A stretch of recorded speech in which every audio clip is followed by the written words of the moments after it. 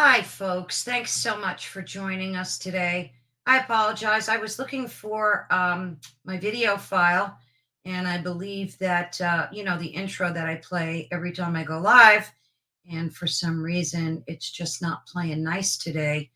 But anyway, we'll just bypass that for now. And I will officially thank you for welcoming and welcome you all today. You are listening to Ethereal Encounters Unveiled, where hopefully we can help you discover your truth. Today, we're broadcasting live on the United Public Radio Network and the UFO Paranormal Radio Network, which is 105.3 on the Gulf Coast and 107.7 FM in beautiful New Orleans. Please be sure to join us in one of our various chat rooms and connect with our guests today. And I'm super excited to be able to have a fellow member of our network tribe here. And I think you'll be rather familiar with her name, hopefully. Her name is KAren Swain. And today we're going to talk about the evolution of consciousness to humanity and a way to meet our galactic neighbors. So that sounds like a really loaded topic, right? And rather than have me read her bio, I am just going to introduce KAren. Hello. Sorry about that. I was having a sip of water. Caught me off guard, darling one. Hello. I'm so used to doing a podcast. I was going to say, welcome to the show. It's your show. Welcome to your show. No, I love it. We both welcome you. It's awesome. And I'm over here looking for my intro. Can't find it. I'm like having a tech day, a nightmare tech day today. But anyway, you guys. No, it happens. I think you got the drift. Hello, everyone out there. Please be sure. Heidi, always such a blessing to be able to have you join us. Love it. Please be sure and join us in our chat room today. And I'm going to have KAren talk about herself, because sometimes when you read people's bios, it sounds so contrived. And especially since you're a member of our wonderful tribe here, I'm going to have you, because I was reading a lot about you and your background, and I thought it would be a lot more genuine just to have like, I'm going to step away for a minute and just have you introduce yourself for those folks that don't know who you are, and tell us like what's your journey been like? What brought you here? Oh, darling one, that's a big topic. But let me ask you, how long have you been? Oh, she's gone. I was going to say, how long have you been on the network? I'm here. Oh, only about I would say probably 7-8 months. So kind of a newbie. Okay. Sort of a newbie. Yeah, I've been on the network just over a year. I joined year before last at the end of the year. Yeah. Okay, talk about myself. I'm so used to doing this with others, getting them to talk about themselves, talk about myself. My journey. Well, for those who have actually heard my journey, you're going to hear it all over again. Started when I was a kid, really, just asking a million questions. I grew up in a family that was not religious. You know what, Caroline? There are so many people I speak to in the States that grew up in really religious families, which was the exact opposite from me. We never talked about the topic. It wasn't something, we only ever went to church when someone died or there was a christening or a wedding. And we never talked about it. My parents never talked about it. And then we had scripture in school, and I used to come home and ask my parents a million questions that they were not interested in at all. And then Mum got sick when I was a young teenager. She was sick for about 4 or 5 years. She lingered, and she died when I was 16. So my questions, instead of asking, why do people have to get baptized? I don't understand how you can be born in sin. That doesn't make sense to me. I don't get it. Questions that my parents had no way of answering, because they didn't think about this stuff. So when Mum dies, I'm like, where do you go when you die? Is there a place that you go to? And is this place something I can speak to? And maybe it's a place that we come from before we're here. And so I just asked a million questions. Yeah. And I was always fascinated in psychic ability, which, I think in religious families, it's like psychic ability is the devil's work. Yes. But in my sort of growing up in my secular environment, community, being psychic was being stupid, or like, you know, it wasn't the devil's work because we didn't speak in that vernacular. But if you spoke about psychic stuff, you were stupid. You know, it's not intellectual, it's not intelligent to believe in that. So it was put down on both camps, whether you were agnostic or an atheist or religious. That whole psychic ability was put down. But I was always fascinated with it, always fascinated. And I remember I had an auntie, my mum's brother's wife, who lived in another state, and she spoke about it. And I'm like, yeah, the people around me didn't spoke about it, but she said that she had a psychic reading and that somebody had said to her, someone who's very close, a bit of a cryptic psychic reading, someone that's very close but far away will die. And it's like, you know, these cryptic, what does that mean? But close in heart, but far away in distance. And that was my mother. And she said that to me after my mother died. She said, you know, I had this reading. I didn't know it was going to be your mother. But yeah, Mum would come to me in dreams and she would tell me she wasn't dead over and over and over again. And in the dreams, I didn't realize I was in a dream. I was in an astral environment. I understand now. I understand a lot better now, especially speaking to Preston. I'm sure you've had Preston on your show probably a few times. You know, Preston and his out-of-body experiences, I mean, we all have them, but he has this incredible access to the memory. Like there's just this stream of consciousness where he's asleep and awake and there's no difference in his mind, which I love. I don't have that. I hope to have that. He did say he worked at it to do that. But yeah, so I would be in this astral environment with my mother and she would tell me that she wasn't dead. And I didn't understand, like, what do you mean? You faked your death? What do you mean you're not dead? And I'd wake up in the morning and, yeah, she was dead. But it just took me a long time to understand that she was communicating something to me about who we all are, who I am and who we all are, that we are eternal and we go on, eternal souls, if you want to make it. And we all go on and there is no death. There is just experience after experience after experience. And yeah, so I started exploring this stuff by reading books. And when I was younger, I did a naturopathy course. And when I was massaging people and when I touched people, I started to get a lot of information about them.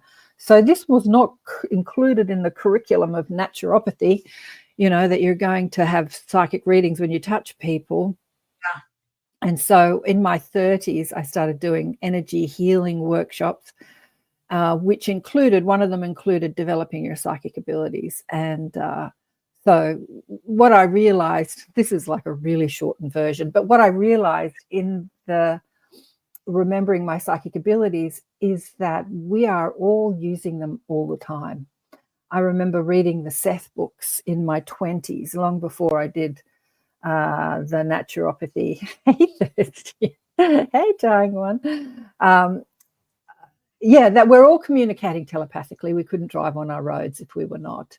So we're all communicating like this. And you know, we've called this conscious evolution. And this is the conscious evolution, is that we're bringing those psychic abilities back online, back into our conscious awareness, because they're rumbling all the time underneath our conscious awareness. They're part of our subconscious programming, or subconscious abilities, I should say. We're all communicating telepathically all the time, but we're just not aware of it. It's like consciousness, expanding consciousness. It's like, what are you aware of? Because there's a lot going on all the time that you're just dismissing. You're dismissing. So being aware of what's happening expands that awareness and gives you that ability to bring more of your telepathic, psychic abilities online. So yeah, I remember sitting in front of a woman during one of the healing courses that I did when I was young, and we were looking inside the body. We were like using our X-ray vision, if you like, and like a medical intuitive, looking inside somebody's body.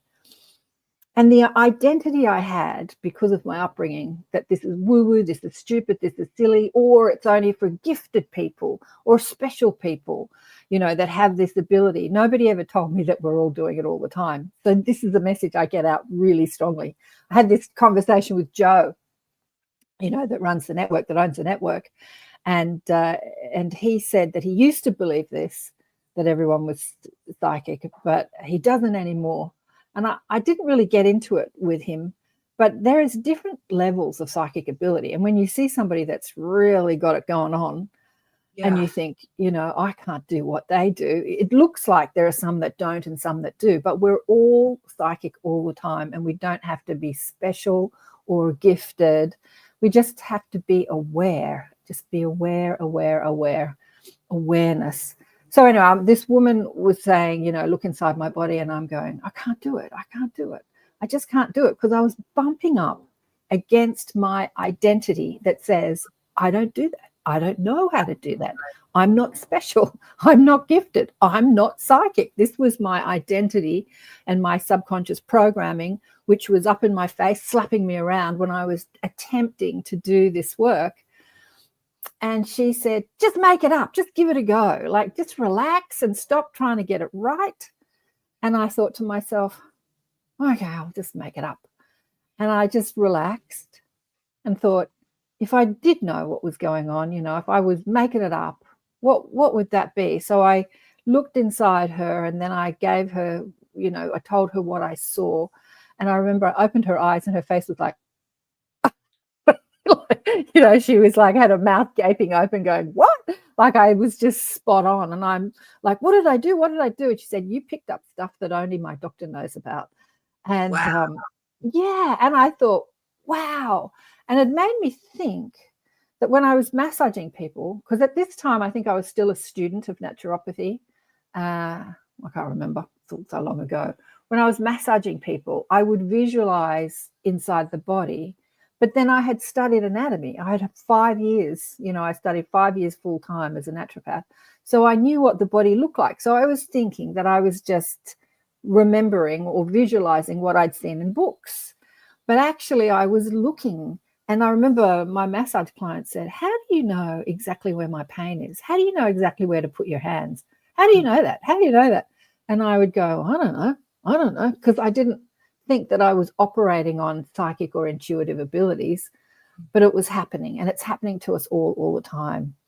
So, I think that as humanity evolves, we start to become aware of who we are as psychic, as telepathic beings. And when you do expand your telepathic, I'm sure you do this all the time, KAren, right? Which part? Talking about? Yeah, you're being psychic and tuning into people. And oh yeah, well, I'm more of an empath. I don't really. Yeah, I mean, I absolutely am gifted in the knowing of my psychic abilities when I allow myself to experience them, because sometimes, like you said, we get so distracted by the world, and I have to, do a meditation and like remind myself of who I am and not let this distract me. But to answer your question, absolutely. Yeah, exactly.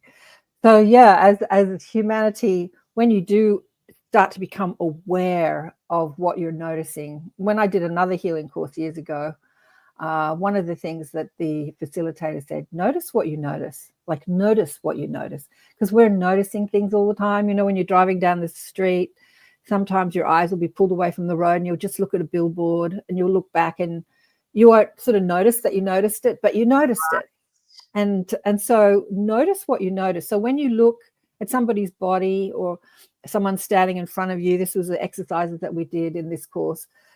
Look at this person and notice what you notice. It's like my eyes are being drawn to their hands. My eyes are being drawn to their feet. I notice the color of the blue in their dress. Like, just notice what you notice, because what you're noticing, it's like your guidance, your soul, if you like, your spirit, your higher self, your team are sort of showing you stuff, and they're making you, okay, classic, they're giving me, when you're driving in the car and then you look at the clock and it's 111 or 333 or 444, and you didn't really think what time is it, but you looked and you went, consecutive numbers, we all love our consecutive numbers. So that's when we notice what we're noticing. But did we notice that we weren't thinking, I need to know the time? We just glanced at the clock. We just looked at the clock. Like, why did we look at the clock? What was giving us that impetus to look at the clock. Sure. So as we start to expand our psychic ability, like you, Caroline, we start to expand our empathy and our empathic, sensitive self. And as we start to expand that, not only do we suffer more from our own negative thinking, so we have to clean up our thoughts. We have to stop hating on ourselves and hating on others and judging. We start to suffer from everybody else's negative thinking. And I think that as we move into a cosmic society, people have been talking about disclosure, like it's ramping up, and psychics and channels are talking about it. You know, Bashar saying, oh, this is going to happen at this date. And everyone's asking, when are we going to meet our cosmic neighbors? Like, they don't want to meet us because they run on these psychic abilities. It's their default setting. It's their normal way of operating. And they know everything we think and feel. So like psychics that are very empathic here, or a lot of the star seeds or star children or light workers who are very empathic, you move out into society and you can feel all these negative thought forms, and you start to suffer from them because they're negative. I was talking to somebody on the show the other day. When I was teaching these healing workshops when I was younger in person, I had this realization. It was just a small group, probably about a dozen people in a little room, that as I was teaching, as I elevated myself to the identity of teacher at this time, I could simultaneously know what everybody was thinking all at once. And I was just blown away, like, wow, how am I doing this? Like, how am I doing this? And it just blew me away that this is what's possible. And at the time, I wasn't thinking about ET, but as I've, evolved into who we are as multidimensional beings, and that we are all coming from, all over the cosmos at the moment to help humanity shift to the next level of conscious awareness and evolution, I realized that many of us here on Earth have spent time in other planets, and there is a lot of galactic input into this planet, and they're reaching out to us, and that they operate like that's how they operate. They have that ability of knowing everything all at once. It's really quite profound. But there are psychics that walk around the streets like that. I'm not one of them. Like, you can open them up and turn and cut them off. But if you do open yourself up to know what everyone's thinking simultaneously, most of the time you're just hearing a whole lot of noise, people bitching and complaining. And so I get that, but I get it with people's emotions. Yeah. I don't get their thoughts, but like if I walk in like a shopping mall, sometimes I have to like go in the ladies' room and be by myself for a few minutes because I get very overwhelmed with the energy of everyone. So I had to teach myself how to like not let that affect me. So I can totally get what you're saying about that would drive me crazy hearing everyone's thoughts. Yeah, exactly. Exactly. Yeah, exactly. When I was studying in my 30s and deliberately wanting to expand my psychic ability and my sensitivity and empathy, there were so many times, Caroline, that I'd go shopping and I'd be overwhelmed by the stimulus in a supermarket. I started to feel, and when I say thoughts, it's not like I'm hearing the thoughts like you, but I'm hearing the energy around the thoughts. I started to feel all the thoughts of all the sort of executives, designing the logos on the packets of the stuff, and just the stimuli was overwhelming, and I would often just feel completely overwhelmed and quite ill. Like I had to learn how to adjust my frequency as I started to expand. What did you do to do that?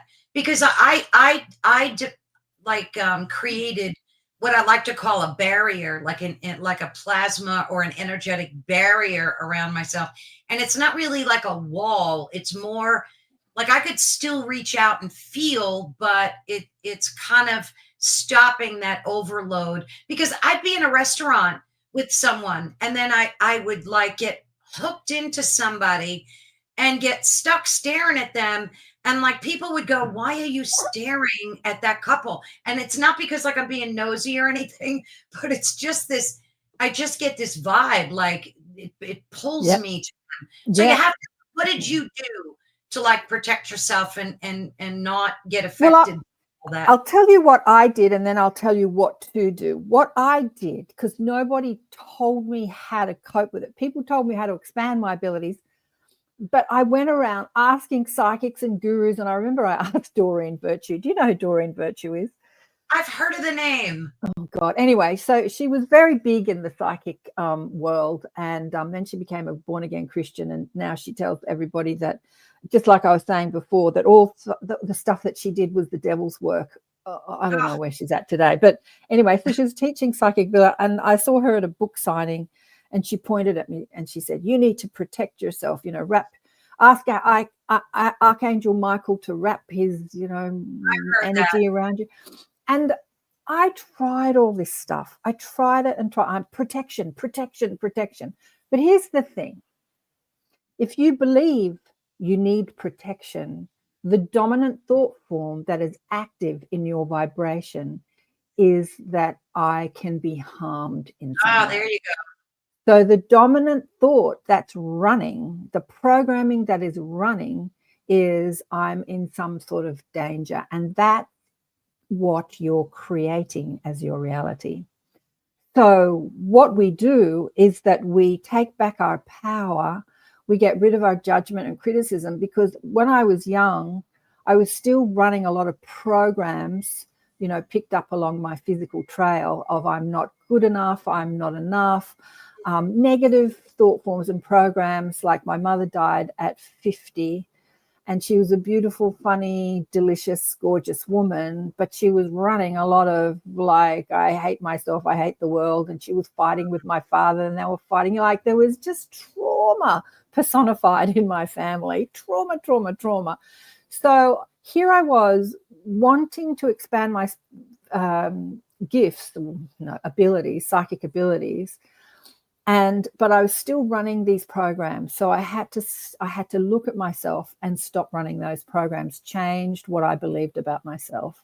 And when I changed what I believed about myself, I could be in the presence of other people running those programs, those same programs of I'm not enough, I'm not good enough, I'm not worthy, all that stuff, hatred, resentment, jealousy, all that stuff. I could be in the presence of other people and I could understand that they were running those programs, but it wasn't affecting me because it was no longer active in my vibration.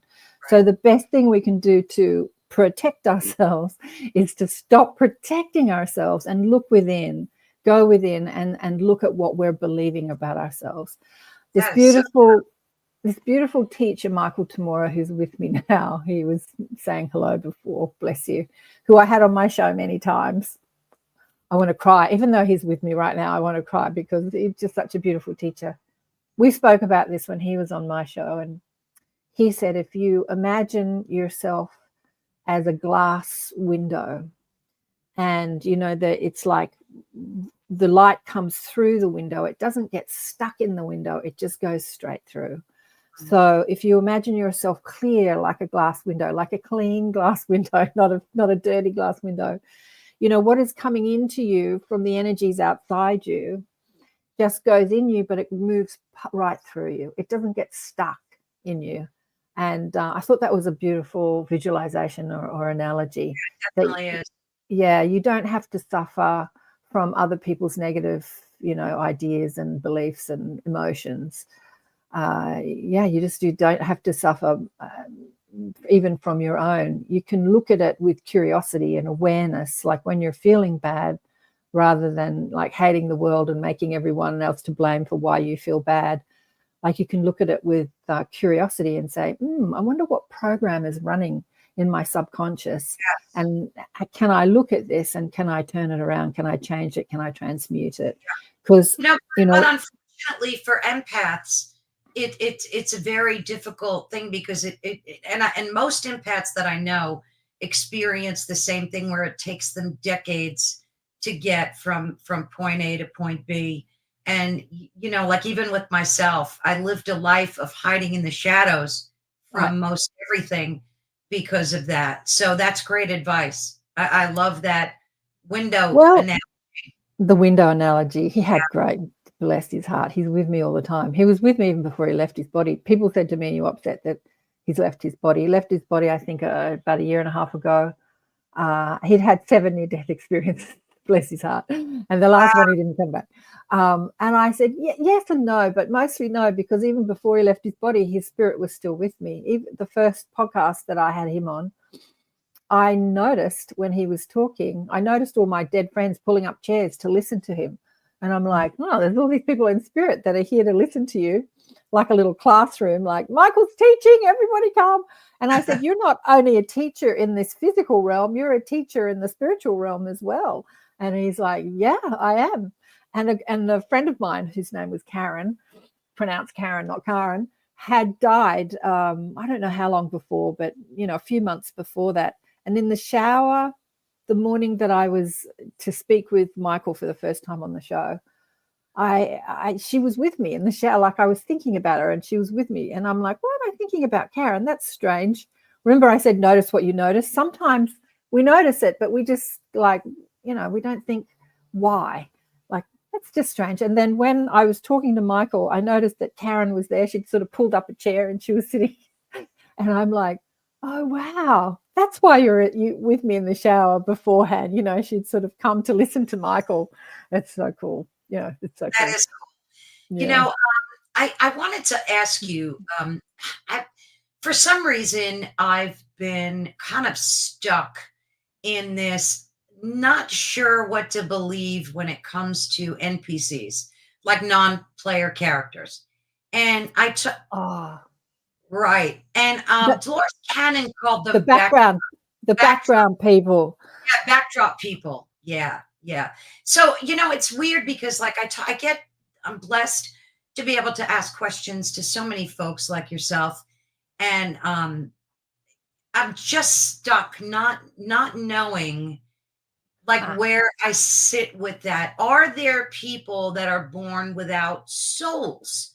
Or do their well, maybe souls embody them later in life, like maybe they are NPCs, and then I don't know, I'm so confused about it because I think I know some people that are backdrop people that are soulless. And I'm not saying they're evil or bad, but they're just vacant, if that's the right word to use. They're like vacant. It and I had a person who's very, very, he does Mandela effect conferences, Chris and Anatra. And I talk to him all the time, and he's so well versed in this topic. And he fully believes that these people are placed here for a reason, that they're non-source players, like that people that have souls are source player characters. It's like a game kind of vibe. And that these backdrop people are here to help you fulfill your mission, your truth in life. I don't know. What do you think? Well, what the guides are saying is that all things are possible. You are the creators of your reality. And depending on what you're tuning into, what's active in your thoughts, you can create that as your reality. To some, it is completely real. To some, it is completely false. And we all get the opportunity to believe or not to believe, because this is the realm we're in, right? We're in a realm of creation, and we can create anything. Every realm is a realm of creation. But Right. when we're in higher realms, we understand thought creates instantly. So we understand this much more than we do here on earth, because we think reality is reality, and we Right. think there is and there isn't, like what's truth and what's not truth, what's real and what's not real. When we're in the higher realms, we realize that we're creating all of it all the time, because we could just think it and it manifests instantly. But here we're looking for truth because we think that reality is happening and that we're not participating in it. So what they're reminding us is that we are the creators of our reality.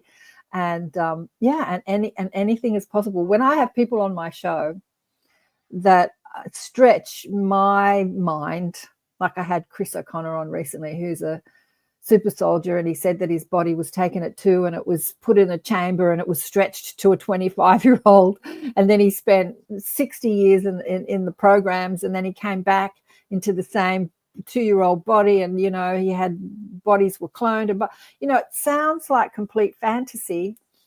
And do I want to believe it or not? And my guide said, anything is possible. Like anything is possible. Thought creates, thought creates, thought creates, thought creates.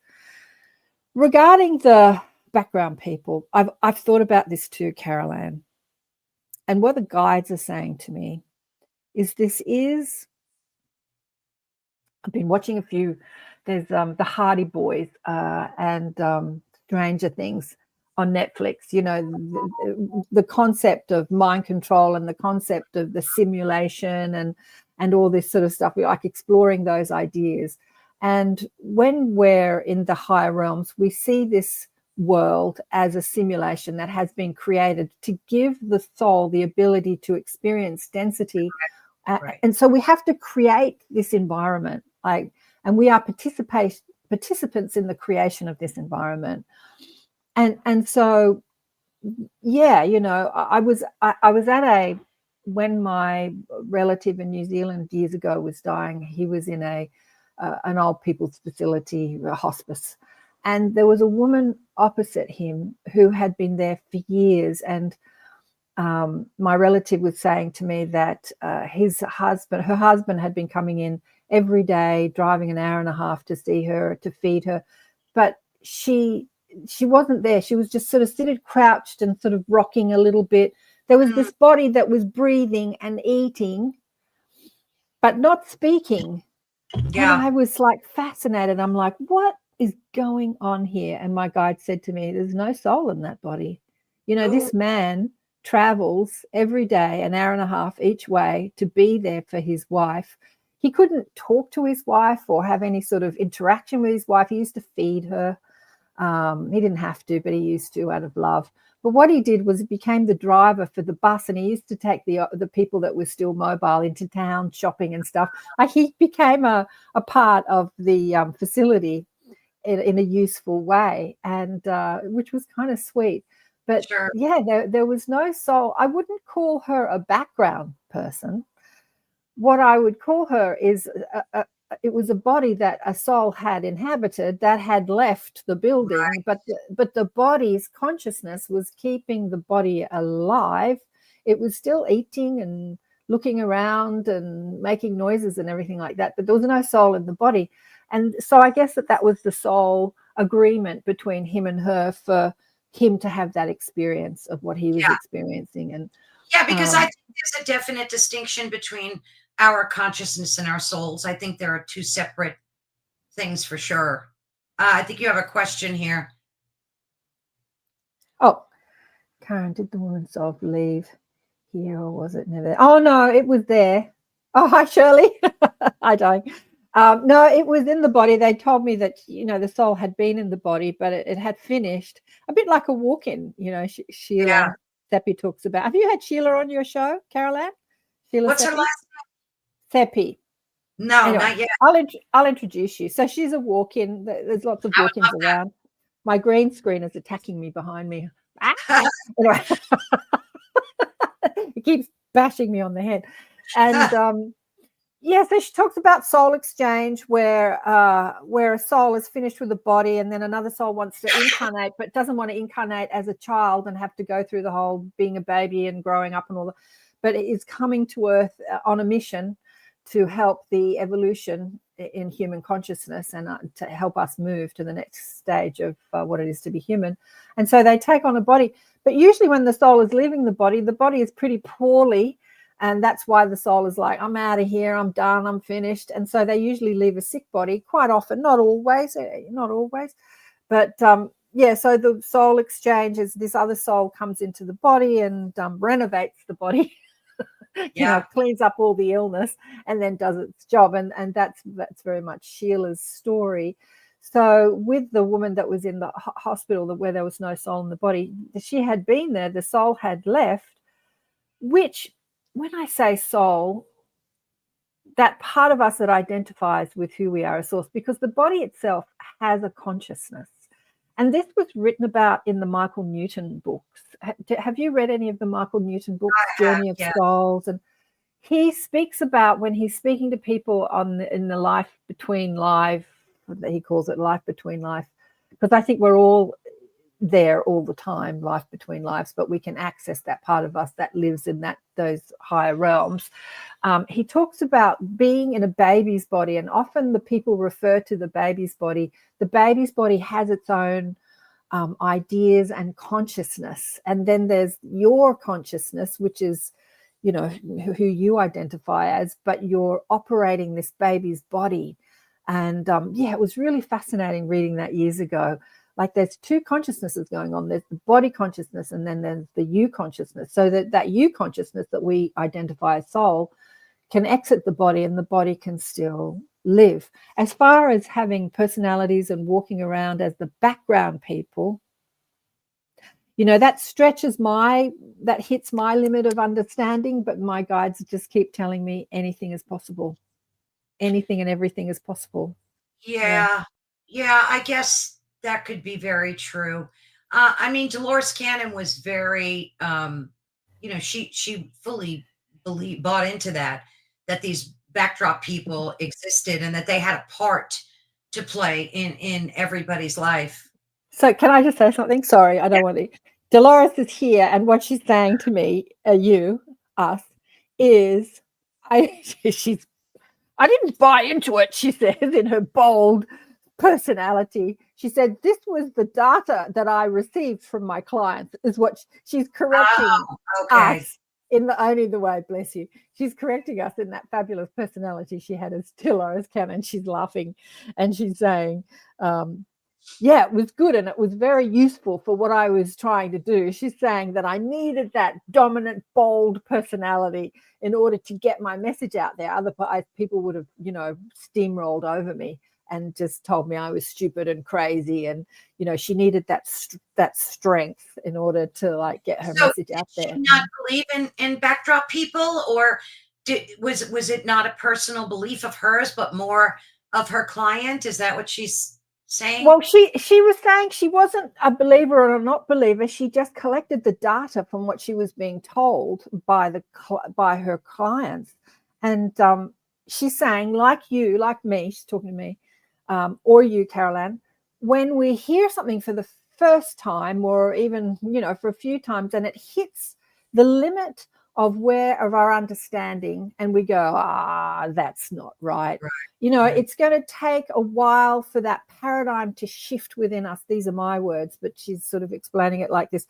It's going to take a while for that belief. And she said, as she collected the data from her clients and she heard it over and over again, it became a part of her belief system. But initially, when she first heard it, it was not a part of her belief system. But she didn't write it off. She's saying she didn't write it off as, this person is lying to me. It just hit that part of her that said, wow, that's interesting. I've never heard that before. Where it's sort of, she met it with curiosity rather than with judgment, as she's saying. And she said, this is the way that we expand as a human consciousness, to meet everything with curiosity rather than judgment. Instead of saying, that's not true, that's true, and that's not true, that's judgment. But it's like, wow, that's really interesting. Let me think about that for a while. That's really interesting. Hey, Lisette, this is it. Dolores Cannon did talk about the backdrop people. But at the end of that, she said that you might realize what's she saying? Which invalidates it, that you might be a background person in their lives.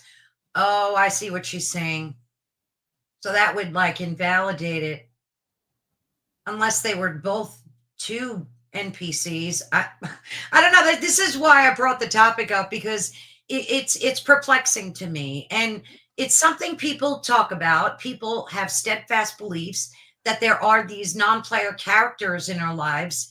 And it just puzzles me, because I think that there are. Go ahead. You got something coming through? Yeah, they're explaining it. Okay. Oh, go ahead. So what they're saying, and I'm saying they now, it's still Dolores, but Dolores is now a part of a collective. So I'm feeling like a they, rather than just tapping into that personality that came through that I recognized as Dolores Cannon. She's laughing again. She's saying that there are people in your life that you have soul agreements with. When you're walking down the street, you don't have soul agreements with the people that you're walking down the street, right? So there are players in your soul agreement, in how you've designed your life as a creator soul, as a soul that has created a timeline that you're on, because you create various timelines before we get here to play with. And so those people that you don't have soul agreements, she's just sort of talking about what Lisette said, are a part of the background people. So they're not empty, soulless beings. Some can be, some can't be. But anyone that you don't have a soul agreement with, you have an agreement that you live in a suburb and there are a lot of people in the suburb, and you can walk down the street and there can be a lot of people. Like you have an agreement that, you know, the carols are playing down at the beach, because I live on the beach, and I actually just went to Anzac Day down on the beach. Anzac Day is the Australian, New Zealand, you know, honouring the war type, you know, lest we forget type thing. So there was agreement that I was going to go down there and at dawn and listen to the speeches. And there was an agreement that it's going to be crowded. I didn't know how many people, but I got down there and there were thousands of people. Same with carols at Christmas time. I go down there. So there's an agreement, there's an understanding that that's going to happen. But all those people that are down there that are just part of a crowd are what she is referring to as they're your background people, because you don't have a soul agreement with them. Any ones that you're interacting with, maybe you do. So I was sitting, it was a rainy morning when we went down to Anzac Day, and it was due to rain all day. And we got up at the crack of dawn. We got up at 5 to get down there at 5:30, but just before dawn. And so did thousands of other people. So we took an umbrella and we got down there. It stopped raining. I got a car park right close, which was amazing. I called on the parking angel. Thank you, parking angels. It was miraculous. I could have walked, but I didn't walk because it was raining. Anyway, so there were some seats, and this guy guided us to a seat, and it was really wet. The seat was really wet, even though it had stopped raining. And this lovely woman behind me passed me her scarf, because we were wiping the water off the seats with our hands. She passed me a scarf and said, you know, use this. And I looked at her and I said, but this is your scarf. And she goes, yeah, you just use it. So I used it and my friend used it. And I looked at her and thanked her profusely. And, you know, so there was a soul agreement with that stranger in the crowd, right? That we would have that interaction. But there were thousands of other people. I had an agreement that it would be crowded. But so they were kind of like my backdrop people. This is really interesting. I've never thought about this. This is what they're giving me. So thank you for this question, because I'm really learning today. But it's not that they're soulless. Of course, they have their own agreements with other people. They have their own. But in the play that is your life, and the actors on your stage, they're not a part of the of your, like they're a part of your play, but they're not a part of your agreement. They're like the audience as you're on stage. They're just giving me some analogies. So that's really interesting. Yeah, it's really interesting. Yeah, the backdrop people. Yeah, I like that. I like to think of them in that light. I think I might be happy with that answer. I'm asking the question, are there people walking around without souls? And they say, yeah, all things are possible. But they said to me that more like the woman that you saw in the hospice, that's more likely, you know, somebody without a soul. But there are containers. I've explored this a lot on the show too. You know, Hollywood explores it in different TV series. Now I can't think of the name of that series where they call it a sleeve, like the human. They create clones, and there's a TV series that you create all these different clones. And so if if one clone gets wrecked, you can just chuck it out like some clothes, and just pop into another sleeve, another clone, another body. So Hollywood's explored that. So there are, that is a reality that we can create in the physical reality, absolutely. And when I had Chris O'Connor on the show, he was talking about, he called them, he said, I don't like to use the word clones, I like to use the word copy. I said, okay, copy. Like you can copy the human form. which is mind-blowing, right? It's so cool. But all things are possible. We create, thought creates reality. So whatever you can imagine can become a reality in this realm or another. Yeah. Yeah, that's so true. That's so true. I know it goes against a lot of people's like cognitive dissonance, but and that's where the struggle is for a lot of people too, because they're just so steadfast in their beliefs. And I even know growing up, like you, we have similar past journeys. My mom unfortunately passed away in her 50s as well, and it was in a very traumatic way. But I remember growing up always feeling like the oddball, because I, like you, was always questioning with the same, always with the questions, and nobody around to answer them except I, interestingly, had an Irish grandmother who was born in Limerick, Ireland. And she was the only person that would, at night, when she would tuck me in to sleep, she would talk to me about Irish mythology and the banshee and the Cochabawa and all these things. And like she was the only person that I could like feel somewhat remotely comfortable with that topic, So, but now, fortunately, I don't care. Like some people, when I tell them the type of interviews that I do and the people I talk to, they will write me off immediately and think it's cuckoo. Yeah, I've had that. Like, I've had a lot of friends write me off, but right, they're like, she lost her rocker, but she's lost her rocker. Yeah, one of my friends that wrote me off. Yeah, I've had a couple of friends die recently.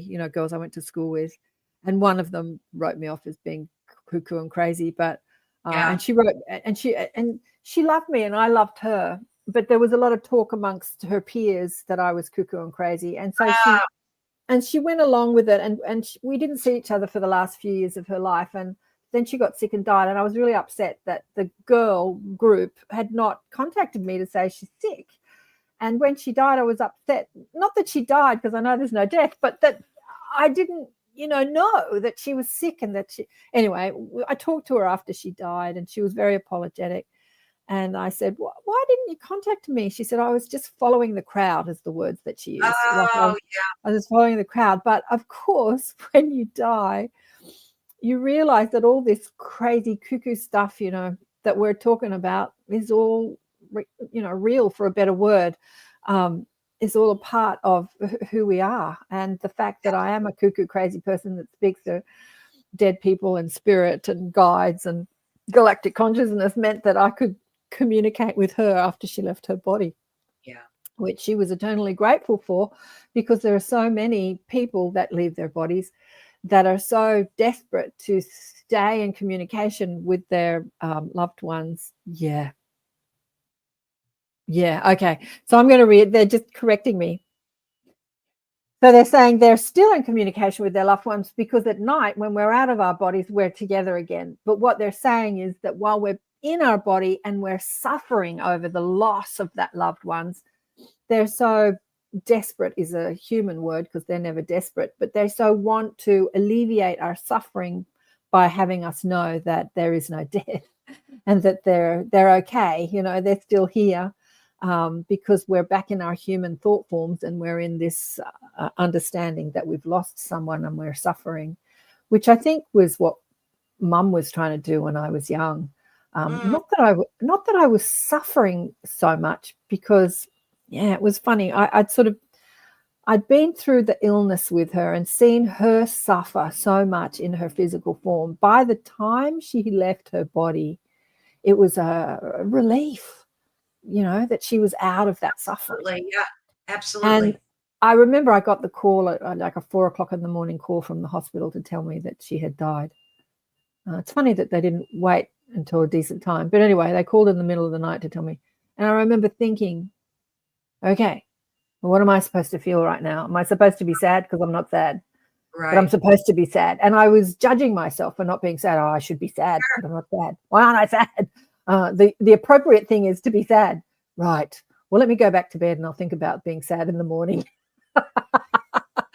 But yeah, but I think that she came to me because she was answering my questions, like to the curious mind of who I was as this kid. Like, what happens when you die? What's going on? What's going on? What's happening? What's happening? What's happening? Always asking questions.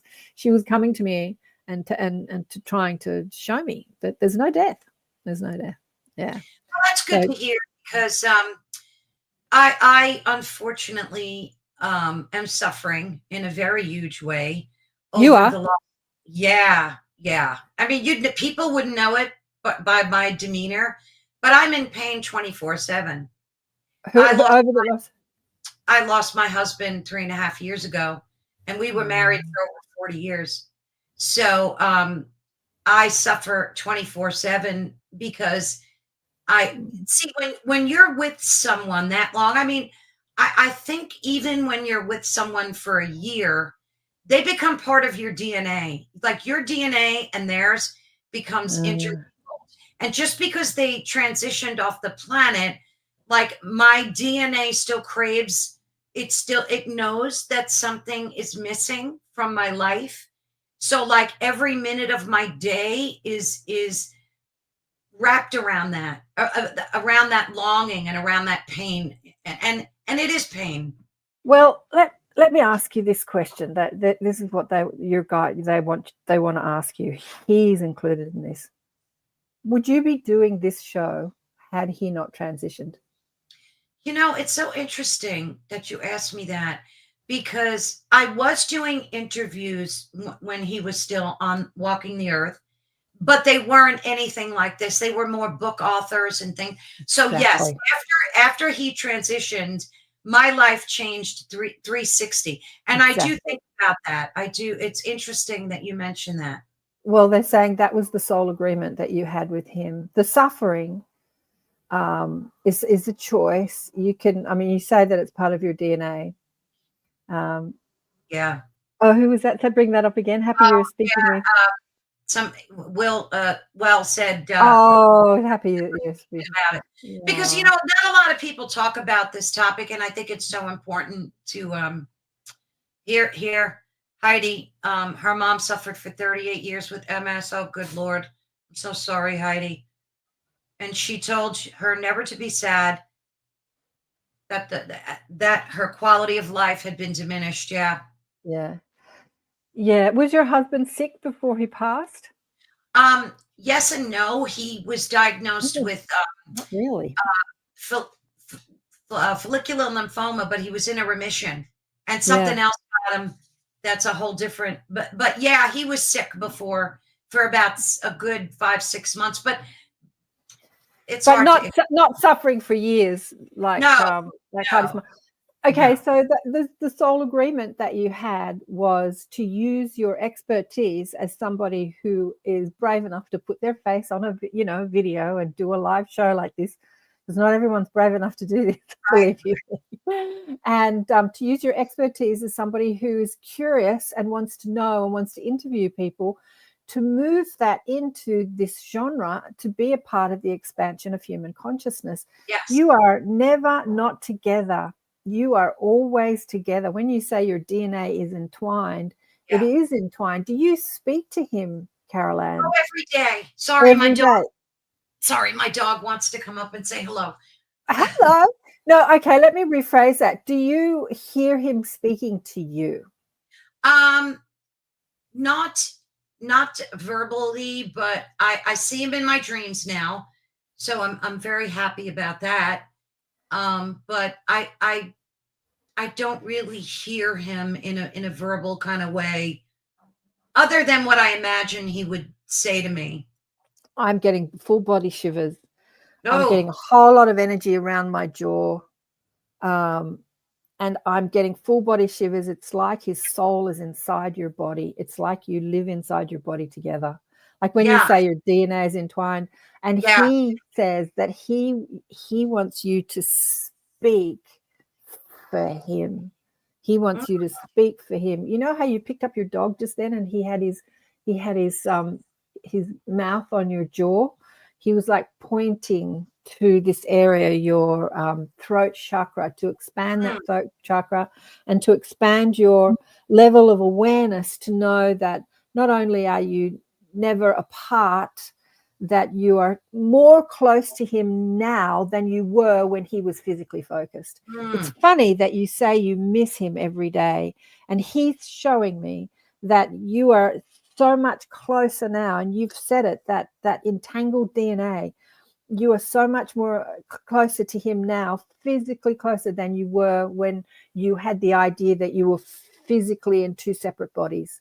It's like now you're in one body, and that you can channel him if you like, and he would ask you to be aware of that. That's beautiful. Thank you. It's nice to know that. And he's like saying, you know, I want to use the word darling. Did he call you darling? Every now and then.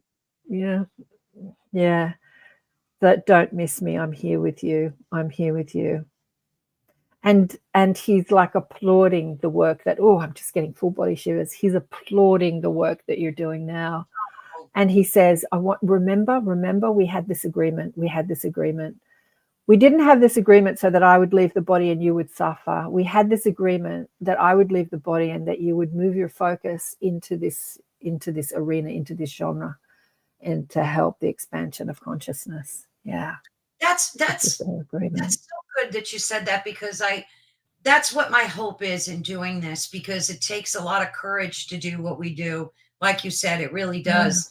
Yeah. And I'm the type of person where I get more angry when other voices are silenced. Like, that's why the whole free speech thing made me insane, because everybody should be able to have their voice and be able to speak whatever their truth is. So that's beautiful that you told me that. Thank you. Yeah, like this whole around your jaw. Do you there's like this huge pressure that I'm feeling around your jaw, that you're holding back what you want to speak, because you have, like you just said, you have that deep you don't like people being held back to speaking their truth. Yeah. So yeah, there are more truths for you to speak, or more. There is more for you to speak, because they're just reminding me that truth is subjective. What's true for one is not true for another. So to call it truth, it's like, but your truth. What word do you use? Right. Like, that's why I always say, you know, like your truth or your beliefs. See, I think when you start getting semantical with words, you get in trouble. Yes, truth is subjective. And I mean, even in science, truth is really not definitive, because science changes all the time. Science changes all the time. So it's the truth that we know now, or your truth, you know. So I don't like to get too semantical with the word truth. What did he say? His life and leaving was for you to step into what you're doing here right now. Your husband, how cool. Thank you so much. Sometimes, you got that too, Shirley. So Wellwood, this is Wellwood. Her name's Shirley. Shirley Wood, and she's well. Shirley, she's very psychic as well. She's part of my tribe. And did you get that as well, Shirley, or are you just reiterating what I said? Because I know there's a delay between the live and the messages. Yeah. What was your husband's name? I never get people's names. His name was Joseph, but I called him Joey. Joseph, it kind of swung back and forth.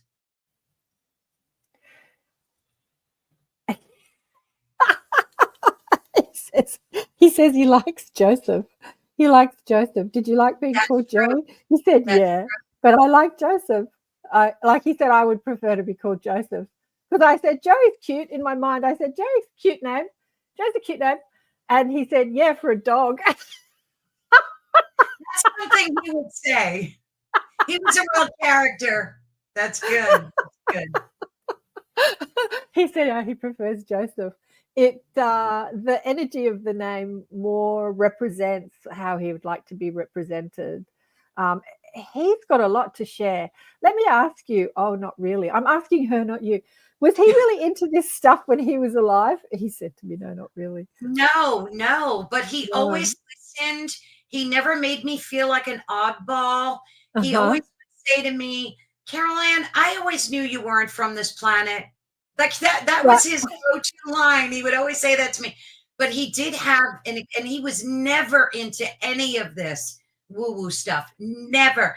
But one day Yeah. he said to me, one day I left my body. And I said, what are you talking about? Wow. And he said, well, I didn't tell you, but I was sitting at the table and I saw myself sitting across the table from me as clear as day. Now, mind you, this is from a person who never was into this stuff. So he had an experience. It was Okay, awesome. can I tell you what he's saying? He's Yeah. saying, oh my God. He's saying, just like we were talking about my friend, I didn't say her name, but my friend's name was Edwina, who stopped talking to me because she thought I was too crazy and mad. And then she died. And then she's like, oh, now I get it. He's like, I was like her. And I'm saying, that's a coincidence. And he's saying to me, do you think there is any coincidence? Do you think that I haven't been here the whole time and we've been having this conversation and I didn't inspire you, or we didn't? Because I'm seeing them as a group. He's come with a group. He's not alone. He's with a bit of a team. Yeah, he's nodding. Yeah, he's saying our team, you and you have a team, soul team. And he's saying we didn't inspire that. He said that was exactly my experience, and that I wasn't aware. And he's also saying that even though he had that experience of seeing himself outside his body, it gave him that impetus, that more understanding of being more aware of notice what you notice, because stuff like that is happening to us all the time and we don't notice it, or we write it off as a visualization or hallucination, or I must have been drunk, I must have been daydreaming. We write it, we don't notice it as a part of our waking reality.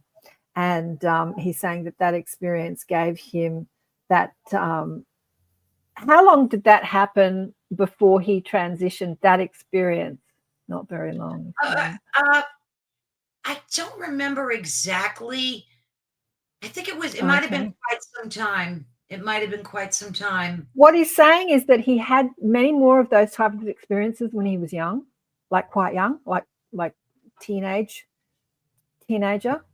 And but he didn't pay attention to them. No, he wouldn't.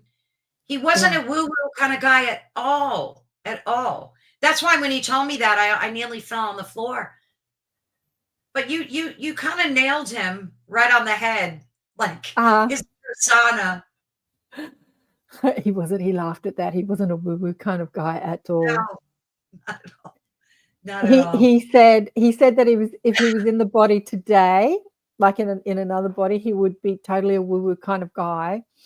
What he's telling me is that, Jesus, okay, so the synchronicity of the conversation that we've had today and what he's telling me now, it's blowing my mind. So remember I said that I grew up in a family or a society or community that thought that psychic ability was, not intelligent. He said that's how he thought too. He thought that it was for silly people. Like he sort of was more proud of his intelligence, his ability to analyze and deduct and have evidence, and he was more like that than that sort of touchy-feely stuff, and listening to your emotional guidance system.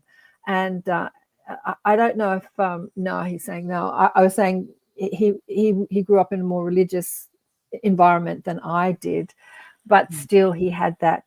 He's saying if he was in the body today, he understands that what we call woo-woo and crazy is actually all a part of science.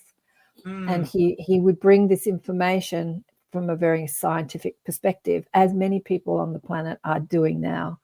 There are the Roth Kultafs who are exploring the off-world consciousness, off-world intelligence.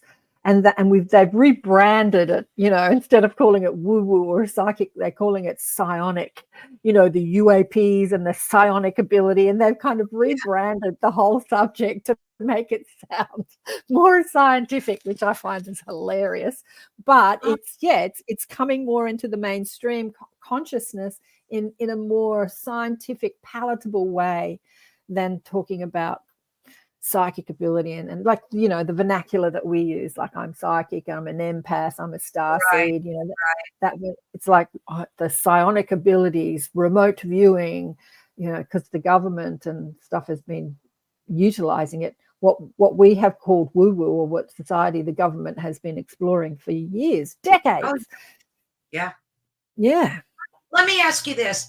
There's a lot of ever since Chris Bledsoe with his orbs, you're familiar with Chris. Um, Yeah.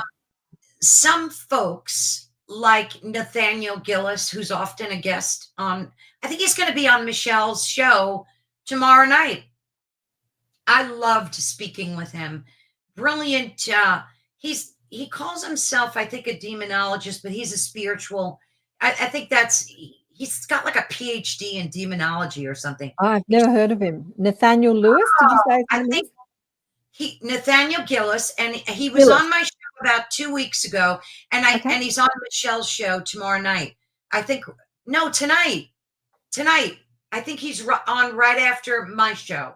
Oh, Well, okay. anyway, he is of the mindset that these orbs are really demonic, and they're like specters. Really, they're tricksters. They're pretending to be angelic, and they're really not. That a lot of them, not all of them, but is this the truth or is this not the truth? I see you laughing. They're laughing. Ah, They're going to remind us, only in this reality can you create something like that. We are the creators of our reality. And when you're in third density, when you're in density such as us, you can come up with incredible creative ideas how to make everything bad or evil or yeah, demonize it. And they're saying it's neither true or not true. It's what you choose to focus on, what you choose to believe. And if you choose to believe that something that you're experiencing is demonic, you'll have that experience. It's yes, neither true nor non-true. It's only in this reality do we have this argument about truth and non-truth. Again, reiterating what they were saying before. Uh, it's not my truth. Let me tell you that. It's definitely not my truth. I understand that we come from a realm of pure positive energy, right. where we're exploring density in this third dimensional reality. And we can go as deep into the density and the forgetfulness as we choose. And it's neither right nor wrong to do that. It's just choice and experience. But when we reemerge after we leave this time-space reality and we reemerge back to source or to spirit, we move back into pure positive energy. And from that experience of pure positive energy, something like illness or depression or the denser experiences is wanted because it's not a part of who we are as an extension of the source in those higher realms. And so we choose to come into, we choose to create, first we create the matrix of this world in Right. order to have the forgetting of who we are as source energy and the forgetting of who we are as pure positive infinite intelligence, pure creative potential. We create that experience, that illusion that we are separate to that. And in that separateness, we can create any experience we choose. I And think that, that is and great. that is what we've called demon. The fact that he Yes, calls himself a demonologist is hilarious to me, that he's put this, he's like scientific title on it, like he really wants to make this his reality, like he's really it's adamant about making it life. his reality. It's his whole life, his whole study, and it's so scholarly too. He's got this very intellectual, scholarly. I think he's getting his PhD in it. It's, but you know, it's so. I think you're so spot on. Um, Down to Earth here says, I don't know what the orbs are, but they can read and see. Now, I believe that too, because I have interviewed people that have, and I've tried this myself. I'll be walking my dog and I go outside and I call upon our galactic neighbors, whoever they may be, and I ask them to show themselves to me, you know, that I'm open and willing to learn, and I get nothing.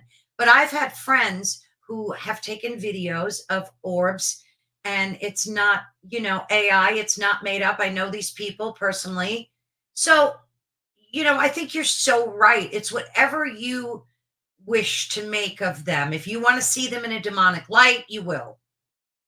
Right. Exactly. Yeah. Yeah. Demonologist. So I see orbs all the time with my outside eyes, my physical eyes. The blue ones. I'm going to show you some glasses. They're predominantly sort of this color blue, that beautiful sort of turquoisey Mhm. blue color. Might be even a deeper blue than that, but that beautiful sort of deep indigo turquoise blue. And they're around me all the time. And I know that they're just a part of my galactic mob, but I often see different colored lights, different sizes, sparks. Sometimes I see fairies as little golden orbs, like little sparks, and they'll fly in the room. Once my next door neighbor, who was a keen gardener, walked into my house, and behind her, this golden like spark followed her, and it had this tail and it had this sort of sound. It was like it sort of followed her into the room and went past me and sort of and then disappeared into the ethers. And as she walked in, she said, "What the hell are you looking at?" And I said, "I'm looking at this fairy you brought with you into the room." Yeah, so I see them all the time. I've never seen any of them as demonic, but that's not the reality I'm creating, because I understand that we are an extension of source energy, and source energy is pure positive creative potential. And so I would prefer to have access to infinite intelligence through source energy. You see, here we are as creators of our reality on earth. We are much more potent and much more powerful when we're creating through having more access to source energy, which means that when we change our belief structure and our programming, and we believe in love, and we believe in miracles, and we believe in infinite possibility, and we contact that aspect of us which feels like unconditional love or bliss or ecstatic energy. People have talked about this when they've had near-death experiences, that when they're in that realm, they're swimming in a world of pure bliss, pure love. They've never felt so at home. They've never felt so embraced. They've never felt so loved, so unified, so connected. And so this is who we are. And then we come into this world under the illusion that we're disconnected and separate. And like what you said about your husband, Joseph, get his name right. I won't call you Joey. Thank you. Thank you. You feel separate to him, how much suffering that creates. But imagine if you didn't feel separate to him and you knew that the two of you were one and that you're always together. Would that alleviate some of your suffering? So we have that choice to create whatever reality we want to create. So when I see orbs, I never see them as demonic. Have you ever experienced anything as demonic in your life? Okay, Or so what they're saying is that thought can never be uncreated. Thought is created, and it creates thought forms, and it moves together through attraction. Thought attracts thought. Energy attracts energy. It moves together through law of attraction. So when you indulge in ideas, there is a momentum of thought. When you think about something and you keep thinking about it, it attracts similar thoughts and similar frequencies to you. So if you're engaged in thoughts of fear or thoughts of demons, or I'm in danger in some way, or whatever thoughts you're engaging in, participating in, you're going to attract more thoughts like that. And these thoughts become form. They're called thought form. And you can attract that thought form to you, and that form can take on a personality and an identity and a name. You can give it a name if you want to, but everything is thought. Like we create throughout the cosmos through thought, right? And in this reality, we get the experience of creating thought that is denser and to have these awful experiences. So I haven't. When I was young, I remember going to see a woman speaking about psychic abilities, and she talked about attachments in a negative way. Like you can get these negative entities can attach to you and they can suck the life out of you, right? And it was a thought that I didn't dismiss. I met it with curiosity, and I thought, really? That's interesting. I wonder what that's like. I thought to myself, I wonder what that's like. Be careful what you ask for. And I had a friend at the time. She's since left her body. She was born affected by thalidomide, and so she was very sick. Do you remember in the 60s, babies that were born deformed because their mothers took the drug thalidomide? Mm-hmm. So she was one of those, and she was very. That thalidomide will stay with me forever, because I was about 3 or 4, maybe 5, and I opened up one of my mom's drawers, and there was a book in there full of thalidomide babies, because they wanted to give my mother that drug when she was pregnant with me, and my mother refused it. Same with my mother, exactly. Isn't that crazy? So my girlfriend that was born affected by it was one of my mum's best friends' daughter, right? And so the two women were pregnant at a similar time. And Nikki was a little bit older, 6 months older than me. And so her mum said to my mum, I'm taking this great drug for morning sickness. It's fabulous. You should take it. And mum said, no.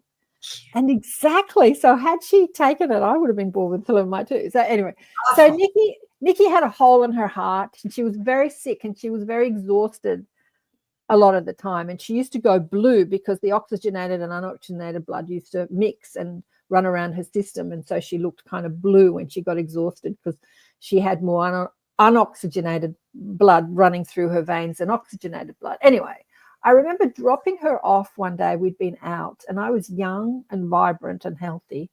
And I said to her, I feel so exhausted. I don't know what's wrong with me, Nikki. I don't know what's wrong with me. And then I looked at her, and I remember saying, God, I feel a bit like you must feel all the time. And she's like, yeah, right. It's not fun. And I'm like, yeah. And I had this empathy towards her situation. And I went home, and I was sort of chatting to my guides. I didn't even know I was talking to guides at that time. I was just thinking it was my common sense speaking to me. But I said, what am I experiencing? And they said, you're experiencing a negative attachment. And I said, why am I experiencing it? And they said, you wanted to know what it felt like. Oh, goodness. What it felt like. And I said, I did say, gee, I wonder what that's like. And I'm like, yeah, you're right. I created it. I asked for it. And then I said, I know exactly what it feels like now. Don't need to feel like that again. So, yeah, I've never really experienced anything like that again. But our own negative thinking, our own suffering is the thing that causes the most pain in our body, not some entity outside ourselves. But as I say, as we engage and indulge in negative thinking and suffering, so we're the creators of our own, universe. Absolutely. Mish would like to ask you a question. Can I ask, what are soul families? Maybe you can give a good summary of that. Yeah, good question, Mish. Soul families are groups of intention that group together. They come together because, remember, like from source, we're all one extension of source energy. I've asked this question to my guides. If we're just all one energy, we're all an extension of source energy, and we're all pure positive energy, what creates separation? Like, how do we have identity and separation? And how do we have different souls and different group families and stuff like that? And my guide said, through intention. So you have an intention to experience something, and then different souls have that same intention. So we get together and we have a united intention, and we say, we're going to do this together. We can do this on Earth too, right? I used to work in the film industry. So somebody has an intention to make a movie, and then all these different people are employed. And for the time that we're on this movie, we all have this intention to get this movie out, but everyone has different roles to play. Like some people are cooking the food. I was doing that. Some people are putting on the makeup. Some people are operating the camera. Some people are acting on the stage. So that's a bit like your soul family. So we're the actors on the stage, and then we've got our tribe, our crew, if you like. I'm loving this analogy, that are helping us as we're the actors on our stage, and that's what we call soul family. Yes. Soul family. And and they're saying, great. I love that. That's a very simplified, very, very simplified analogy of the soul family, because it extends throughout time and space. And they're saying we can get much more complicated because there are different actors on the stage simultaneously in different lives, and there are different soul aspects that are helping us as we have our human experience. Yeah. Nice. And it's Nice. all interacting. They're just showing me a really complicated, sometimes I see this stuff and it's so complicated I don't know how to explain what I'm seeing. Yeah. And then I say to them, give me the words to explain that. But yeah, so it's like this tribe that has intention. So, okay, so what they're saying to me about the healers on the planet right now, many healers on the planet right now, or star seeds or light workers or light weavers, I call them, whatever you want to call them, have come to help humanity and Mother Gaia evolve into the next step of our experience on planet Earth. And through that intention, we are all soul family, if you like. I love that. That was great. I love what Wellwood just said. Anyone else here see the parallels between Karen's and Carol Ann's mother's experience shared today? Maybe their moms are here. Hello to them, just in case they arranged this call. That is so good. That's true. So true, Shirley. So true. Yeah. I love that. I love that. Yeah. But Yeah, it's so funny because when I was asked, so blessed to be a part of this network, I tell Michelle all the time, I feel like I really found my tribe. So there's so many people that I want to interview that are in the network. And when I heard and saw one of your videos, something said to me, you have to reach out to her. Like I just heard that voice. So I didn't know you. I didn't speak to you, but Joseph said, that was me. I'm taking. Was it? That was him. So Thanks, weird. Joseph. He's on my team. I was compelled to reach out to you. I truly was. He's saying, see, Carol Ann, you do hear me. He's kind of yelling. He's sort of like wanting to get like, Joseph. He's kind of yelling. Yeah, you do hear me. He's really trying to he wants you to get that. When I said, do you speak to him? As I said, what I really wanted is like, do you hear him? And you said, no, not really. And it's like, you do. You do. Yeah. Okay, he's saying, notice what you notice when you're thinking of him. Notice your thoughts. Notice what you're giving your attention to. Notice what you're feeling. Like, notice what you notice. Notice when you're thinking of him. Like, okay. You said to me that you think of him all the time. He's saying, not all the time. There will be other times when you're busy doing stuff, right? Yes. And then he'll pop into your thought and you just think of it as a normal, like, yes. Yeah, but I think of him all the time. That's just my normal thinking of him. But he's saying, no, it's not your normal. That's me contacting you. That's me contacting you. Like, it's not you thinking of him because you think of him all the time. This is something that you've set up in your belief system. I'm grieving and I think of him all the time. He's saying, you don't think of me all the time because you get busy with other things. But sometimes I pop in and tap you on and you just think, oh, I'm just thinking of him again. And then you get sad. And he's saying, oh, like he's frustrated. Oh, God, I'm trying to communicate something to you. And you've gone into the sadness. And yes. While you're in your sadness, you don't have access to what he's saying. Because remember, we come from a realm of pure positive energy. So their frequency is so much higher, for a better word, than ours. So when we're in our suffering and our sadness, we don't have access to their communication. So when you leave your suffering and your sadness, you'll have much more open, full, conscious communication with him. And he says you have an agreement together to speak. Yes. Yeah. Joey see, I called him. It was so weird. Sometimes I call him Joey, sometimes Joseph, but he says he loves it. He loves it when you call him Joey, because when you call him Joey, there's so much love behind that it makes his heart sing. You know, like when you say Joey, it makes my heart burst open. But when somebody else like me that doesn't really know him, I'm laughing because he says, you know me now, calls him Joey, he would, I prefer Joseph, is what he Yes, says. that's Yeah. so him. Spot on. Spot on. But he loved to talk. He was a talker. So you nailed Right. that as well. You nailed that Yeah. as well. Yeah. Great. Oh, Yeah. I thank you so much for the messages from him. It's not, you know, I like to be able to know that I can hear him, and I just need to Yeah. listen. I just need to listen more and pay attention to like some, because I was on this thing of complaining that, because before he passed away, we made a deal that whoever went first would give a sign to the other. Everybody does that, right? And No. I thought, no, I thought everybody did that. Well, not everybody believes in life after death, so they're not like Yeah, asking that. that's true. But I got so frustrated because I wasn't getting like the sign I was looking for.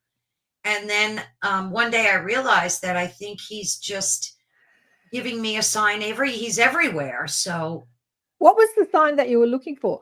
Oh my God, he's so exasperated. I gave you so many signs. oh, What was the sign that you were looking for? What was it specific? but one day, about 3 or 4 months ago, we never see hawks in my development. Like a million birds, never a hawk. And one day I was out and I was asking, you know, Joey, you promised me a sign, like I was complaining. And all of a sudden I looked up and there was this hawk, and it was a rare type of hawk. It wasn't like a baby hawk, it was huge. And I forgot the name of it because I did look it up, but I took video of it and pictures and everything. And I'm like, that has to be Joey. That has to be Joey, because it was staring down at me. There you go. That had to be Joey, right? Absolutely. He's Yeah. like, hello, duh. You know, that's my interpretation of what he's doing. But he's basically communicating is like, why did you doubt that? Why did you doubt that? Yeah. Yeah, I did. I don't know. You know, I think I was looking for like to actually see his spirit, maybe, or see an orb of him, or some. Maybe he didn't want to scare me. I don't know. It could be that if I saw that, I might be afraid, or He's saying, first of all, in order to expand that part of your consciousness, you have to leave behind the grief, leave behind the suffering, yeah, because the suffering locked you out of having that experience. He says that together, when you're together at night, because you're together at night, you've talked about this over and over and over again. And when you re-enter your body, you go straight back into the suffering. Remember I said that thought attracts thought? yes. So when you have a thought of him, instead of feeling elated that you're thinking of him, you go into the story of missing.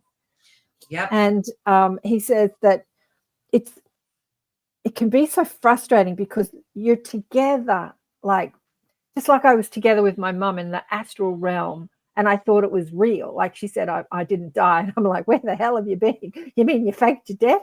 Because I had no idea that I was in another realm. I thought I was in a reality, which it is a reality. But when I woke up in the morning and I kind of shook my head and like I realized that it's not this reality. And so I wrote it off as a dream or not real, until she just kept repeating it over and over and over again to try and get it in my thick sort of human head that this is happening, kid. This is happening. This is the agreement that we had. We had an agreement as two souls that I would be a part of your awakening as a spiritual teacher here on earth. And so I would transition when you were early. This would inspire more of your questions, inspire more of that human curiosity for you to move your focus into this direction. Because believe you me, when you're 16, you want to think about boys. And when you're 16 and your mother's died and there's no one there to look after you, you want to think about how to pay the rent, and you want to think about, you know, what shoes you want to wear. And there's so many things to think about when you're 16. Not a lot of people, not in those days, it's a bit more common now, we're thinking about life after death or spirituality or life through the cosmos or, you know, our galactic neighbors and all that. How has that changed? I wanted to ask you about that too. That'll be the next question. How has your like relationship with your mother changed in terms of visitations? Do you still see her at night? Do you just talk to her all day? Like, what's that like? No, no. Our agreement was that she would be a part of my awakening, and then I would, have other people on my team that would be there for me. She is a soul that is continuing her journey on the physical realm. So she's reincarnated. She's a part of my family. She's not my daughter, but she's a part of my family. And she had karma or stuff to work out with a different aspect of my family. And she's doing that. And she's fulfilling all those unfulfilled desires that she had when she was my mother. She's fulfilling in this lifetime. But Yeah. before she did that, when I was younger, our relationship was quite fraught. She was in a dysfunctional marriage with my father. They were hating each other and beating each other up, and we were all rebellious kids, and it was just horrible. And after she divorced, she was quite unhappy, and we had a very tumultuous relationship, and so I felt quite rejected by her. And I did a process during another healing workshop where I went and met her in spirit while I was consciously awake and had a chat with her. And I said, why did you treat me so badly when I was a kid? And, I had it out with her, and she apologized, and she said, I'm so sorry. She said, you have to understand that I was jealous of you when you were born. We had 3 children, 2 boys and 1 girl. And she said, when my father would give me attention, her insecurity would say, don't give that girl attention, give me attention, even though it was her own baby child. But that was the level of her pain that she was carrying when she was mum. So she was in a lot of pain, even though she was such a beautiful, funny woman.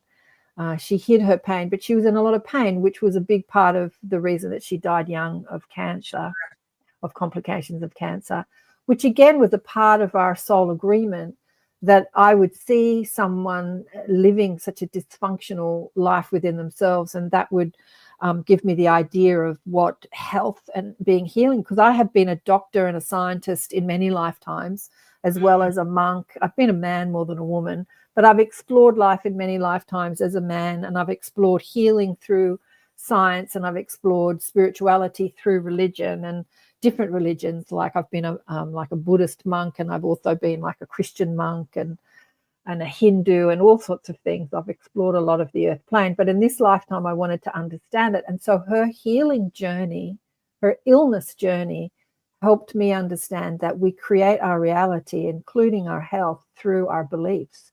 And so seeing her so unhappy and then become ill was a great example of how, Sure. how we can create illness. And when I say create illness is like, it's all there waiting for to be activated. And depending on what frequency we're engaging in, we're indulging in, it activates different, like they talk about genetics, like it was genetic. We're holding, like they talk about the cancer gene. Science talks about the cancer gene. And epigenetics says that everything is internal within us, but depending on the consciousness that we engage in, we can turn off or on a gene. Sure. And so when you're engaging in sadness and self-criticism, which she did very much when Dad left her for a young 24-year-old model, and she was in her mid-40s, and then Dad had this affair with this young pretty girl, and then he leaves her. So her ego was crushed. I'm older and I'm not as beautiful as you used to be, and and she sort of, she went through a lot of self-criticism, and so that was a big part of turning on all that cancer stuff, which I carry in my body too, and I can turn it off and on at will if I want to. No, it's so amazing to think that we're capable of doing that, but we absolutely are. And Heidi, I just have to address that. I'm so blessed to know you, even virtually. I would love to have you on the show one day too. She's just such a supporter and has the most beautiful comments. And I just thank you. I just wanted to thank her for that. It means a lot. I love when people join in the chat too. It's just a great way to keep the conversation, That's a great idea, KAren, to get some of the listeners on the show, because I have some followers too that I'm thinking of one person in particular, 2 or 3 or 4 actually, like there's Alison and Susan. They're usually on every show and they're always coming up with these great things. I've never thought to invite them on the Have show. them as guests. Yes, yeah, that's such a great idea. I have to say that I'm booked out for like the end of the year. I've got people scrambling to come on the show, but I only do 1 a week. I don't do 2 a week like you. So maybe I should do 2 a week. I don't know. Do I want to work that hard? But anyway. It's a lot. I'm not going to lie, but I love every minute of it. But I also have I have this blog that I've been running for, gosh, since 2013, I think. It's called Sassy Townhouse Living because I live in a townhouse. But, and so I'm trying to juggle like everything all at once. But the good thing is, keeping busy. And I pray that these types of conversations help other people, especially dealing with grief and the loss of a loved one. I really do hope from the core of me that when people hear us talking about our experiences, that it in some way touches and helps them. That's like my goal, really. I want them, even if it alleviates their suffering, a minutia, it's worth it to me. So I'm just having a chat to the mob. Your mob, your gang, your team. And they're wanting to acknowledge you and congratulate you for the work that you're doing with the show. And they're saying, we understand that understanding somebody's suffering really helps you help another. Yes. But we want to remind you that your suffering is not an expansion of the work that you're doing in the world. You've started this work and that your suffering is enough now. Oh, that's going to make me cry. Thank you. Sorry.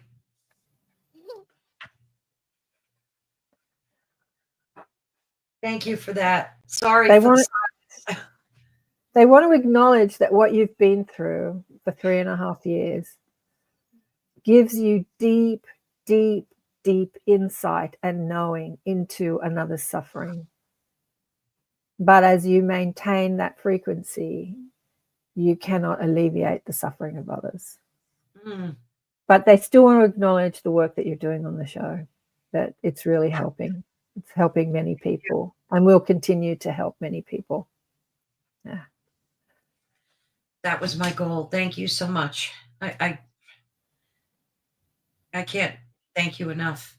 So much appreciation. Well, thank them. Yes, I thank them as well. Yeah. Because it's they just want to remind you how deeply, deeply loved, acknowledged, and seen you are. How seen you are. Yeah. Yeah. And acknowledged. And they also want to remind you that you set this up. This was your creation. This was your idea. It didn't happen to you. You set it up. Yeah. Sorry, I'm a bit of an emotional mess. That's okay. You're allowed to be an emotional mess. Love it. We all should be emotional messes every now and then. Sorry about that, folks. Don't apologize. I don't think I've ever cried on air before, so there's always a first for everything. I had a guy on the show last week. Was it last week?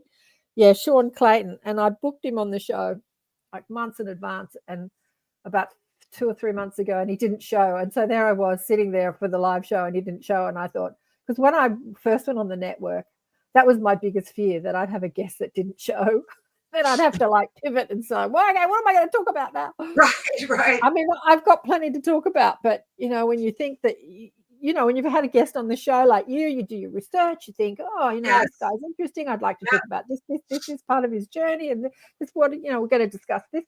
And so you've got this idea of what you think you're going to do, and then when they don't show, you've got to like pivot and change. But anyway, Sherry popped on one of my tribe, and she helped me with the show. So it wasn't as bad. My biggest fear was realized. So when he came on the show last week, I said, thank you for helping me realize one of my biggest fears.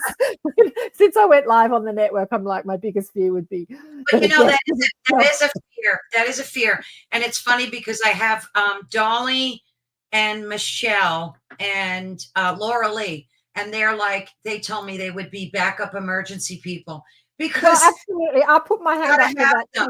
The only thing is that you'd have to like ring me on Facebook because it's early in the morning when your show comes on. Right, it's 7 a.m. But I'm always happy to pop on if somebody doesn't show. Bless your heart. Yeah, and Sam, ditto. I fogged up my glasses, can't see a thing now. Don't you love that? Fogging up the glasses. What's your tribe saying? Oh, Fiona's here. Oh, B, Heidi, Miss, Shirley. Just looking at your tribe on your YouTube channel. Got the gals, attracting the gals. We call this conscious evolution for humanity to meet our galactic neighbors. I think we've gone over that. This is amazing. I'm feeling all the love here. Oh, Heidi, yeah, it is amazing. There's a lot. Yay for the backup emergency people. Shirley says.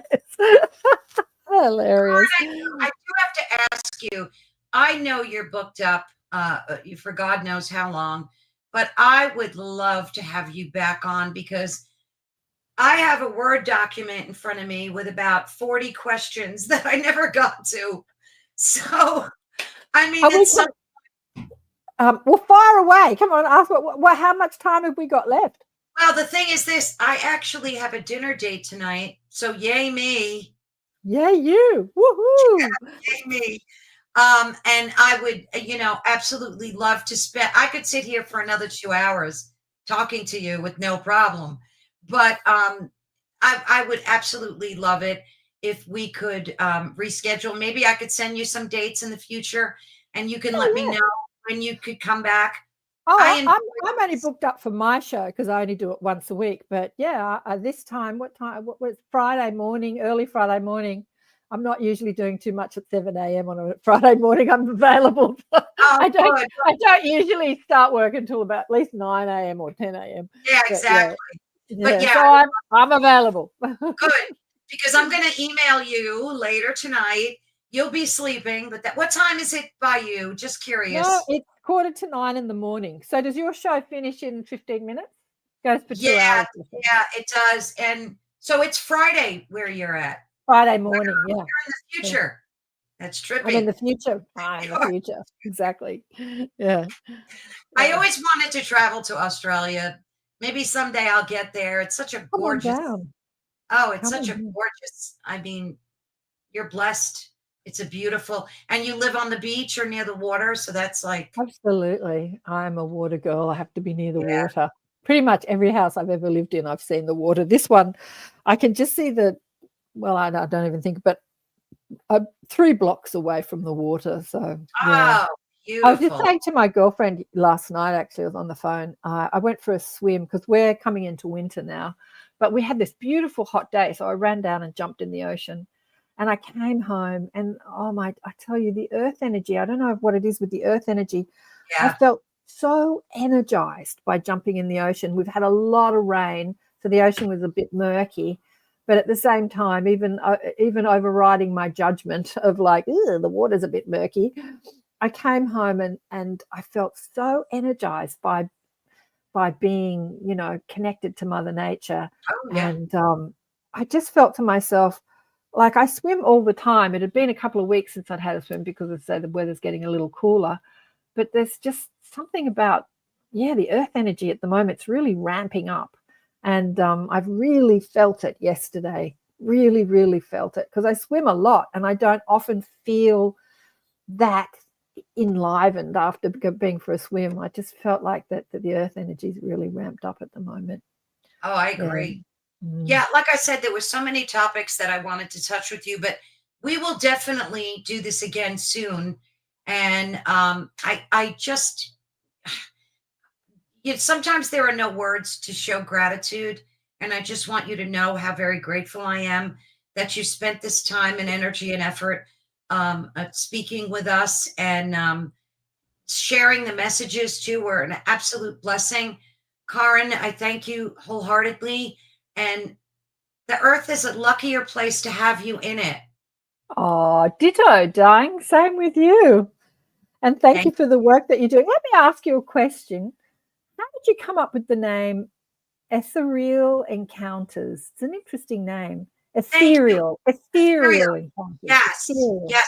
Because I feel like I'm always stuck between universes, and I felt that was very ethereal. And these are encounters, and they're unveiled. Yeah, Unveiled. I love it. Ethereal Encounters Unveiled. It's kind of Yeah, long, cool. but it spoke to truth to me. So Yeah. Beautiful. thank Well, I'd you. love to come back. We'll do this again, and maybe we can answer some guests' questions too Oh, if I they want to ask questions to Spirit, to the guides. The guides. Oh, I Yeah. love that. If we I could do that, I didn't even talk about how I found my guides, but yeah, when I realized I was one of the questions that I had for you. That's one of the Yeah. questions. But like I said, I'm going to be in touch. We'll schedule it. I could do this once a month with you, no problem. Like, Yeah, I'm happy to do that. I'm happy to out of do the that. gate, I would love to do that. Yeah, let's do it. Let's do Oh. it, honey. Let's make a plan. Let's do it. All right, KAren, thank you so much. God bless. Big I love love. you dearly. I'll be in touch soon. Ciao. Thanks, Ciao. everyone. Ciao. Thanks, everyone. Bye-bye. Well, that was a blast. And typically I'd stick around for a few more minutes. And I have to bring Oliver, because Oliver knows when I say goodbye to my guests. He starts jumping on my lap because dogs are that smart. Yes, they are indeed. But that was an emotional one. And it's just such a blessing meeting people like KAren and being able to share these experiences. And I truly hope that everyone listening gathered something positive and good for their own healing journey, their own soul's journey. That's largely one of the reasons why I love doing these types of podcasts. So thank you so much for your support. If you can, please subscribe and give us a thumbs up. That always helps with the algorithm. And again, thank you all for tuning in. You've been listening to Ethereal Encounters Unveiled, and we are live on United Public Radio Network and the UFO Paranormal Radio Network, which is 105.3 on the Gulf Coast and 107 FM in New Orleans. So please stay tuned. We have so many wonderful guests. The Outer Realm is I think up next, and I think that's with Nathaniel. So please be sure to give them some love and stick around and check out our YouTube channel. I will make sure I put it in the links, the network's channel, where you can see all the other hosts. Right, Oliver? Yes. And yeah, you'll be able to enjoy everything from ancient history to ufology to high strangeness, cryptozoology, you name it. They talk about it, and they interview the most wonderful group of people who devote their time and energy. So a little love to them is greatly appreciated. Thank you all so much again. Have a blessed rest of your day, and I will see you soon. God bless everyone. Bye-bye. Thanks everyone in the chat. You guys rock. Thank you for the support. I mean it from my heart and soul. Thank you so much. Bye-bye, guys. See you soon.